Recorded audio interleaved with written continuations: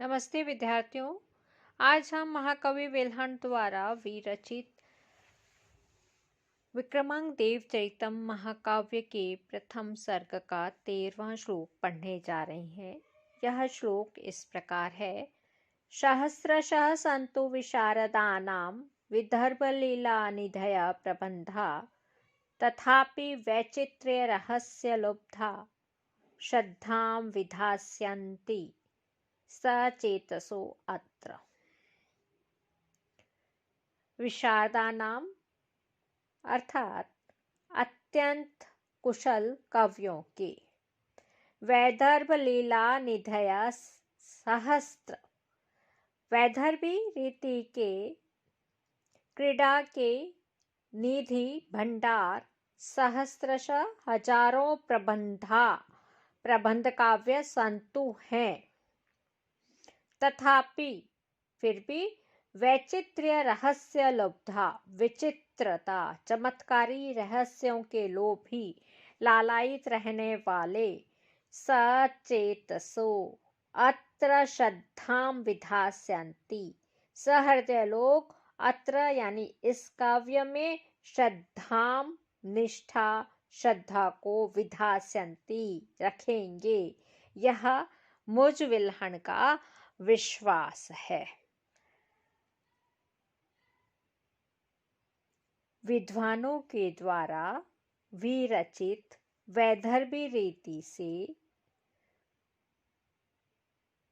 रचित सहस्त्रों काव्य ग्रंथ भले ही विद्यमान हो, फिर भी वक्रोक्ति के रहस्य से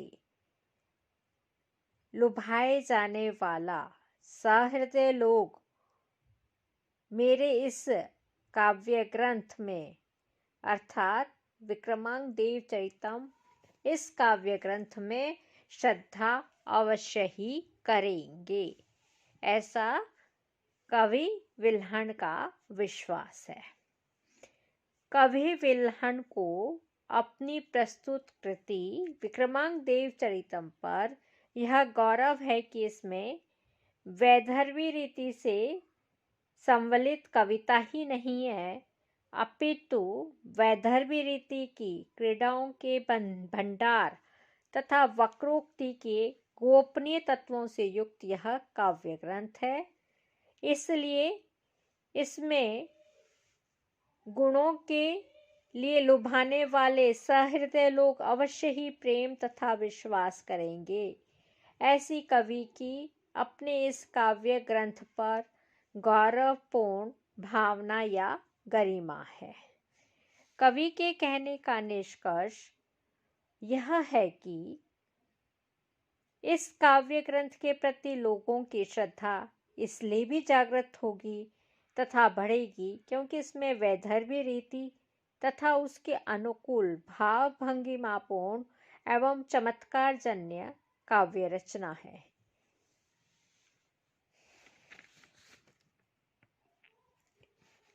वैदर्भ लीला निधया इस समस्त पद का विग्रह है। वैदर्भ्या लीलाः तासां निधयः, षष्ठी तत्पुरुष समास।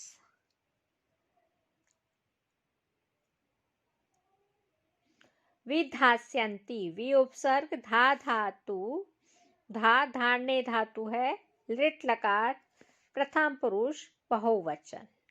सचेतसः सचेतस से प्रथमा विभक्ति बहुवचन। इस पद्य में वैदर्भी रीति से युक्त अपनी कृति को बताने के अतिरिक्त वक्रोक्तिपूर्ण रचना की स्थिति की ओर संकेत किया गया है, अर्थात अन्य वैदर्भी रीति के काव्य प्रबंधों की तुलना में अपनी कृति में काव्य वैचित्र्य का आधिक्य या अतिरेक निर्दिष्ट किया गया है, इसलिए यहाँ व्यतिरेक अलंकार है।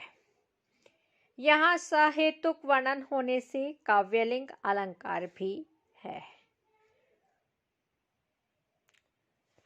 काव्य के प्रति श्रद्धावान होकर ही सहृदय उसे सत्य पर निवृत्ते अर्थात तुरंत ही काव्यानंद सहोदर ब्रह्मानंद सुख की अनुभूति प्राप्त कर सकता है। कवि ने अपने काव्य में वैदर्भ रीति की सत्ता के साथ साथ वक्रोक्ति की स्थिति भी निर्दिष्ट की है। इसमें कवि ने अपने काव्य के प्रति सहृदयों को आकर्षित करने की शैली अपनाकर अपने हृदय में स्थित काव्य के प्रति अनुराग को वस्तुतः जगाया है और अनुबंध चतुष्टय का मुख्य भाग प्रयोजन का भी निर्देश किया है। अब हम आगे 14वां श्लोक पढ़ने जा रहे हैं।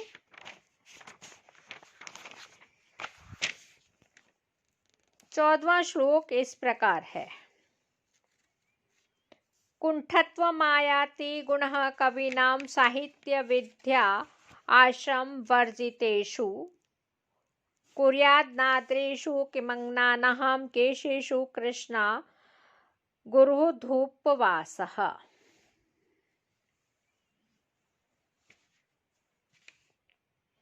साहित्य विद्याश्रम वर्जितेषु अर्थात काव्य शास्त्र में परिश्रम से रहित पाठकों में कविनाम गुणः कवियों का माधुर्यादि काव्य वैशिष्ट्य कुंठत्वम मायाति कुंठित हो जाता है। अंगनानाम अनार्धेषु केशेषु स्त्रियों के शुष्क बालों में कृष्णा अग्रु धूप वास काले अग्रु की धूप की सुगंधा किम कुर्यात क्या कर सकती है। काव्य शास्त्र में परिश्रम करने से रहित पाठकों में कवियों का गुण कुंठा को प्राप्त हो जाता है। सुंदर स्त्रियों के सूखे बालों में काले अगरू की धूप की सुगंध क्या कर सकती है। यह इस पद का अनुवाद है। भावार्थ यह है कि कवि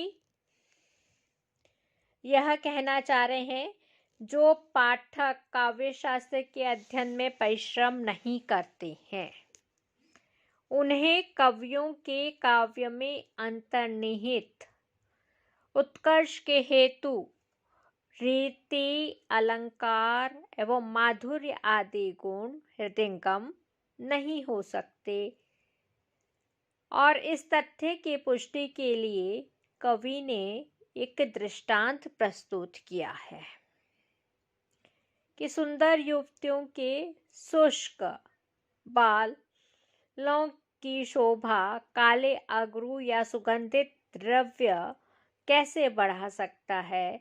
अर्थात कांताओं के सूखे बालों को काला अगरू भी सुवासित नहीं कर सकता। इसी प्रकार कवियों के काव्य को विभिन्न वैशिष्ट्यों के होने पर भी काव्य शास्त्र के जो मार्मिक तत्व को न जानने वाला या जो अभ्यास नहीं करता ऐसे व्यक्ति सम्यक्तया समझने में सक्षम नहीं हो पाता। इस पद्य में यही भाव है।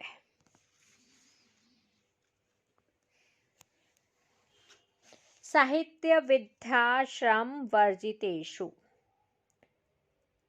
इस समस्त पद का विग्रह होगा साहित्य विद्यायाम श्रमस्तेन वर्जितेषु सप्तमी तृतीया तत्पुरुष समास।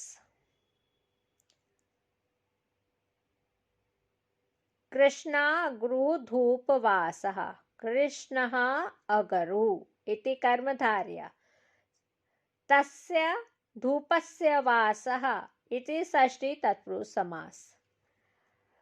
कुर्यात पद है डुक्रियां करने धातु विधिलिंग प्रथम पुरुष एक वचन में कुर्यात होता है।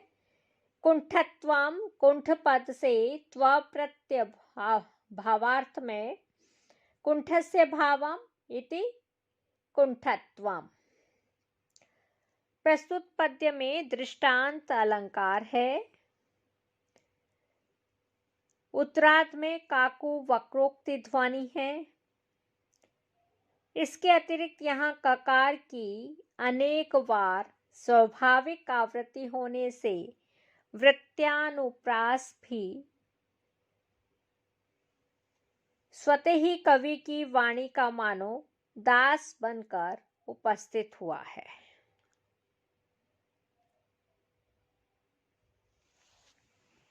आज यहीं पर समाप्त करते हैं। कल पुनः मिलेंगे।